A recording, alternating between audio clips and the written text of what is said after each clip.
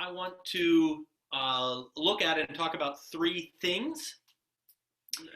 Yeah, so we're gonna in my time tonight, I'm going to celebrate your impact that you've made here with us at Sequanota, give thanks, and also give a peek ahead because obviously we are living in uncertain times. Um, the and so I want to give you a sense of what's happening, what has currently happened at Sequanota, and um, and what we will be doing at least in the short term and maybe even long term moving forward. So, first, three stories of impact that I would like to share with you. Yeah, just leave it right there. Yeah. So, one of the assignments that happens when I'm at camp during summer is that I'm asked to lead, or I lead a few nature hikes every week with every cabin group or family group that's here as a part of camp. And so I take those hikes, and it's my opportunity to kind of share what I've learned, both in my years ago when I was at camp as a camper, but also through my family's experience in the outdoors. And so it's my opportunity to kind of share those lessons back. Last summer, on one of those hikes, we hiked out to South Rocks on this section of the property, and I was talking about the age of the rocks and where they came from and what they were made of. They're made out of the sandstone. They're real rough, have lots of little pebbles in them. And so I had the kids kind of get around the rock and look at it, and they were touching it and feeling it. And one of the boys put his hand on the rock, and he was kind of rubbing the rock and looking at it, and his eyes lit up. His eyes got real big, and they lit up, and there was this expression of awe that came over his face. And he looked at me and he said, "You mean I'm touching something that is 1,000,000 years old?"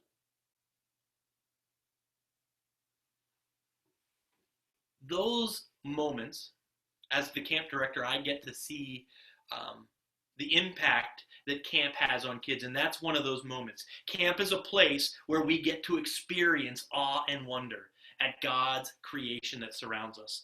And camp, obviously, with our 400 acres, gives us lots of ways to do that, whether it be out here at the camp's garden, down at the streams, at the rocks, looking at the forest that surrounds us, seeing the sunset, whatever it might be. Camp gives us a place to experience awe and wonder. Also, last summer, I had on a Friday night, at the end of the week, I had a mother approach me, and she said, I loved camp, and so I wanted to make sure that my child had an opportunity to come to camp. I didn't know if she would enjoy it or not, but I wanted her to come, and I hoped that she would have a good experience. But she says, "I have to tell you, on Sunday, I was very nervous to leave because she's never really been away from home." But then she said, "Tonight, as I walked up to her and I saw her face, all of my fears vanished. I know that she had an amazing week. She needed to meet new friends and be challenged in new ways, and she's already started to tell me stories about her week at camp. Thank you. Thank you, thank you, thank you." Camp is a place where we experience connection. Lastly, my last story is from a senior high camper from last summer. And he said, "Pastor Nathan, I've come to camp for a couple of years, and I don't know if I've ever had the words until now, but I feel loved here. Love for who I am, not for who I pretend to be sometimes. It is like no place else that I've ever experienced. My sisters and brothers in Christ, we do this thing called camp, called outdoor ministries, that is both summer camp but also retreat guests who come for a time or space away. And as you'll see here in a minute, last year, 9.4 out of 10 campers and guests felt loved and accepted while at camp. We've inspired hundreds of thousands of people who have felt loved and accepted over the last 70 years in this place. Kids and guests find a place to belong at Sequanota. They feel like they belong to God and to this greater community that surrounds them. Camp is a place where we experience love. This is our constant mission. And we're doing it. Camp is a place where there's huge impact. So let's look at some of the data that we've put together here. Last summer, as you can see, last summer we had 308 campers on site. That was an increase of 10. Our off-site day camps were down a little bit from the year before. Our hosted camp guests were down a little bit, and so our summer camp totals were off a little bit from 2018's numbers. But we did have 31 pastors and other volunteers who came and spent a week at camp, that volunteered out of their time and their schedule to be a part of some aspect of camp, whether it be to help out teaching guitar lessons or dance, fishing, or we're here as chaplains to kind of lead our worship or and our Bible study time together. So it does take a full army of people to kind of make camp happen, and as you can see with last summer. Also, along with summer camp, a couple of other things that kind of happened. So there were 26 congregations that provided some kind of direct support to send campers to camp for a week. Day camps were held in 9 different locations across local congregations, and we used over $7,000 in camp scholarships to get kids to camp last summer. Here is the evaluations, what campers had to say about camp at the end of their week. So 94% of our campers felt loved while at camp. Again, we always want that number to grow, but to think that 9.4 out of every 10 campers felt loved while they're at camp, we're doing a good job of that, but we want to continue to do that. We want, as a ministry of God's people, a place where we create community and space and safety and fun, being able to feel loved is important. For the board of directors, for myself as the camp director, that's something that we want them to feel while they're here. 91 felt that they grew in their faith in God. 93% had fun in the kid category. That's like the top number. In the camp director category, it's like my bottom number. But we're glad that they had fun. We also want it to be safe, and so that's the same percentage there. 87% said that they tried something new, and this is a really important thing for life skills moving forward. So we want kids to be able to try new things, because the reality for us, we all know it, technology changes at a very rapid pace in our lives, and so there's always going to be new things to try, new things to explore, and so we have to have the confidence to be able to say, well, I don't know if I'm going to be very good at this, but I have to give it a try. And so 87% of our campers said that they had to try something new at camp, and they felt supported in doing that. 95% felt that camp was in pretty good shape, which is good news. 96% said they had a great week. 96% of our campers said they had a great week at camp, and 91% said for sure we want to come back next summer. So that kind of gives you a sense of what the camper surveys, what those evaluations tell us about their week of camp. Okay. Also, so that summer camp kind of makes up 3 months of our year, but the other 9 months of the year we have other groups that come in. And so our hosted ministries for last year, we had 48 other groups that were here, over the course of the rest of the year, and then we had 10 additional other programmed ministries. So things like the women's retreat, or the Ignite event for the kids in the fall or in the winter, the young adult retreat. So those other retreats that we do, the program ministry is retreats that we kind of lead, and the hosted ministry groups are groups that come from the outside and just use our facilities. In 2019, we did a couple of new retreat events. So the young adult retreat was held for the first time in 2019. The Winter Ignite and the Junior High Plunge event was held as well. Along with all of those programs and that we're doing, the ways that you're also making a difference is that we're obviously continuing to be able to fix up the property and the facilities that we have. And so last year, well, it would have gone back to 2018, the fall of 2018, a group from St. David's Lutheran in Davidsville had come out to help us on the God's Work Our Hands weekend. We had them doing our linens at the Bowersock Center because we had a quick turnover and a couple of other things, and it was pouring down rain. Surprise! And it was flooding in places. Anyway, they helped us to do our linens, and they said, "Boy, your linens are not in very good shape." So I said, "Yes, that is true."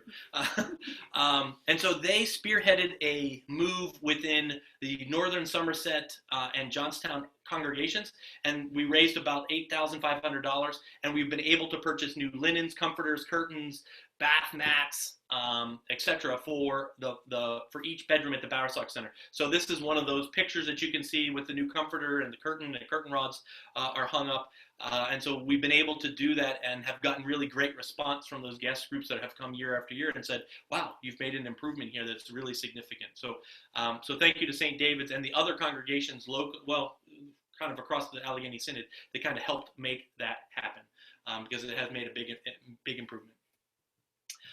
We've worked on Hillside A renovations. It's what we used to call men's faculty.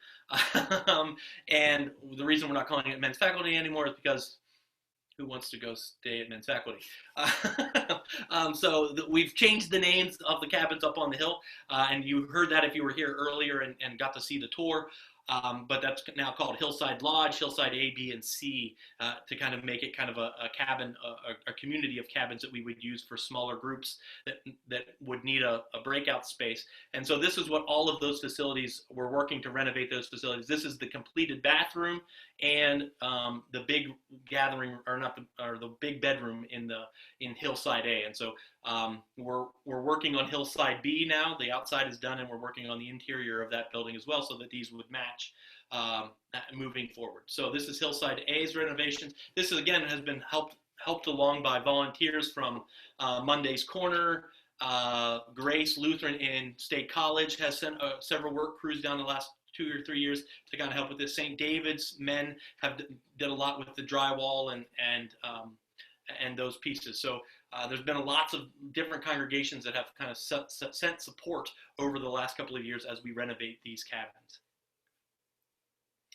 Also in the fall, when Grace Lutheran's work crew was here from State College, they put new benches in our 2 outdoor chapel spaces that needed them the most. And so that was Luther League up on top of the hill. You can see that beautiful view out across Somerset County. And then Founders, which is a much more smaller, intimate worship space, but both of them got new pressure-treated benches so that we're ready to use those in our summer camp season and for other groups across the course of the year. This is the garden fence. We put a new deer fence up last year. We put a temporary one up for a couple of years just to see if it would work and we could keep the deer out of the garden. It did work, so we decided to put a more permanent deer fence in, and we also put in several garden beds on the hillside between the main office and the director's cabin. And so you can see the garlic there starting to come up in rows in the garden beds. So that was also completed last year. And we had our confirmation campers that were a part of camp at the beginning of June in 2019. Arrived, and they started working with Pastor Bob Abarno and our Sequanota staff to put in a prayer labyrinth, and we completed that at the end of the summer with a work team that came in from a congregation in Pittsburgh. And so this is a prayer labyrinth that's up close to the Founders Chapel. It's got bricks that are embedded in the ground, so we can kind of mow over top of it. And you can see we planted grass seed in August, and by September the grass and clover had kind of overtaken it. But you can see the beauty with the labyrinth in the ground and the red bricks against the green grass has provided a nice quiet space there in main camp, kind of secluded away from everything, but yet still allows us to be able to be connected to main camp as you walk that prayer labyrinth. And then we had two congregations that worked on their cabins in 2019. Cabin 4, which is St. Matthew Martinsburg, came in and put new floor, painted walls, beds, and redid their bathroom. And some electrical work, put LED lighting in and so forth in cabin 4. That's the interior that you see on the left. And in the bottom right is cabin 6, which had its exterior done. So that would be the new Centerville Parish. Put a metal roof on and put siding on the exterior of that facility. So again, we're continuing to kind of keep up. We have 14 cabins at camp, and so it's a constant process of trying to keep each of those renovated in regular order. Other things that that you all helped make a difference with in 2019, we continue to do trail maintenance. We have 22 trails on camp's property, and so it keeps us hopping to try and keep that happening and cleaned off so that we can use those trails, making sure that they're marked for our guests. We also put a new oven, installed a new oven in the dining hall right before summer camp of 2019, and then we did a selective cut of trees and had some clear cuts that we did, but we needed to do some cleanup from those, and so we had some work groups in to do that, and along with grass seed, planting grass seed and so forth to kind of make that happen. So how did we do all of this? Well, this is how we did it. We did it from donations from you all. Camp is about one third of it comes from contributions and donations, and 2/3 of it is from our guest fees, our user fees, camp registration fees, and hosted get groups fees to kind of use the facility. And so in 2019, we saw an increase in our individual donations, and so many of you are a part of those individuals that give it, and so thank you for that, for the increase in 2019. That helped us to end the year in the black in 2019, and so we received 225 gifts, but saw an increase in those individual donations. Unfortunately, the other reality for us has been at Sequanota is that our congregational donations continue to slide, and that's been a trend that's been happening over the course of about 15 years. Sequanota, though, has had a strong history of being supported by the Allegheny Synod. And what we've been trying to work on is to shift that a little bit. We still know that we have strong support in the congregations and the members of the Allegheny Synod, but recognizing that the realities have changed for those congregations, and so we've made a bigger push at trying to grow our individual donations over the course of the last couple of years, and we're starting to see that growth and from individuals like you that kind of help make that happen. We also continue to get Thrivent Choice dollars, so those of you that are members of Thrivent and have that option to choose where you send your dollars. If you're not doing so, you need to do that, figure out how to do that. You can call us, you can call Thrivent, we can help you figure that out. But some people have selected Sequanota for their Thrivent Choice dollars, and so we thank you for that. Again, we saw an increase of that in 2019, along with, as I said earlier, the Bower Sox Linen fundraiser that brought in over, well, there's the actual number, $9,973 as a part of that. New in 2019 was we created the Kindle Club, which is a monthly giving club. And so in 2020, we'll see about $5,600 worth of donations that comes from that program specifically. So this is a brand new program. Thank you to those that have become members of the Kindle Club. It helps us with cash flow kinds of things, because there's a pool of money every month that we know is going to be there for us to use as we work through our operational costs and staff salaries and those kinds of things. So a thank you to all of those. We'll continue to grow that Kindle Club as we move into the future. We also do several benefit events. This is the benefit dinner, actually. And so every year we do benefit events that help raise money to kind of help us meet the cost of camp every year. And so last year in 2019, our total money raised was $18,857, and there were 777 participants as a part of that program. And those are things like the benefit dinner, the bowling events, the golf benefit are all parts of those things. The community events are things like Mother's Day, which again, unfortunately, will be canceled this year. But Mother's Day and Breakfast with Santa are some of those community events that we run every year as well. And the other big part of how this happens, how you help make camp happen every year, is through volunteer hours. And so as you can see, in 2019, we saw a huge increase. We almost, by 1,000, we increased our volunteer hours in 2019.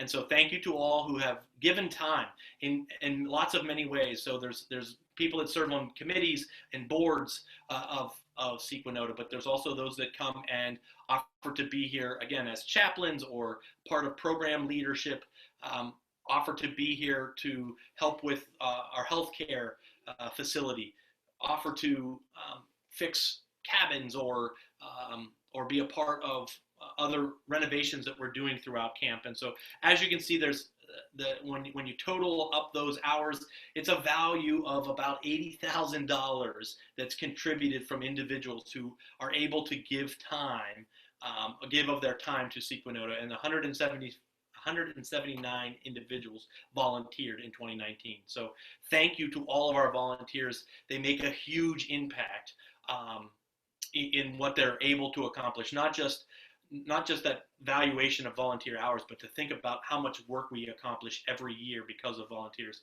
It's really a big deal. We also use Thrive-In action teams. Thrive-In has those two programs of the Choice Dollars and action teams. And so over the last couple of years, we've used those action teams in lots of different ways. As you can see, there's just kind of a quick list. Last year, we had 10 different action teams that provided in-kind donations to kind of help us accomplish different aspects of programs throughout camp. So what's next? This portion of, normally this is kind of where I wrap up the annual report, but I recognize that this year is not a typical year, and that we are looking at some different pieces. So I wanted to kind of take just a little bit of time to share with you where I see and where the board of directors sees things and how things are playing out currently in the midst of this COVID-19 pandemic. So here's some first information. Sequanota has made great improvements in enhancing our program and improving our facility over the last 7 years. This has been great. These improvements have made camp stronger in so many ways, and continues to prepare us for the future. In the meantime of doing all of that fixing and enhancing of programs, as money has come in, that's meant that we've had to spend money to make those improvements happen. And so we did not build up a cash reserve to prepare us in a time of a pandemic like it is, like we're living through today. This has left the board and myself as the executive director dealing with an operational crisis of trying to manage cash flow to make sure that we cover our staffing and operational costs. So to tell you what we've done in the last 5 weeks, we've applied for the Paycheck Protection Program and have been accepted into that program. We received our funding. So as of this week, we were able to invite back all of our part-time staff for the next 8 weeks. We did have to furlough our part-time staff, major portions of our part-time staff, because we don't have that cash reserve on hand. So they were off-site for about 3 weeks. We brought them back this week. But we've also been able to raise funds through this benefit that has kind of helped us, not shore up everything, but it gives us a few more months of operational income. So what we've done tonight by this event and through the PPP program, we've been able to raise about $80,000 in 5 weeks to kind of get camp in a place that, as we can move forward, gives us a chance to explore some other ideas and other income streams to see if summer camp will be possible. But your presence this evening, being a part of things, helps us make this possible. So thank you. Gives us a little bit more time to kind of put some other plans together. The board has focused on this operational crisis. We get together every 2 weeks it's been going every 2 weeks or every 3 weeks. We've been gathering for a board meeting so that I can kind of keep them informed about what's happening at camp and what needs to be done.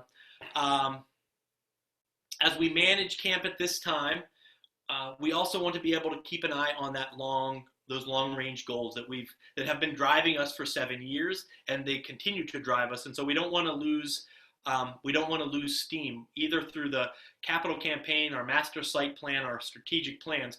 All of those things kind of continue to point us to looking forward and visioning forward, recognizing that we are going to be in this operational crisis. It could be 3 months, it could be 18 months, it could be 2 to 3 years, depending on how long it takes us to get back to normal. And so there are definitely challenges with that. And so that brings in the uncertainty. At this point, we don't know what's going to happen in the next month, let alone what could happen by July or August, September, or even thinking about December.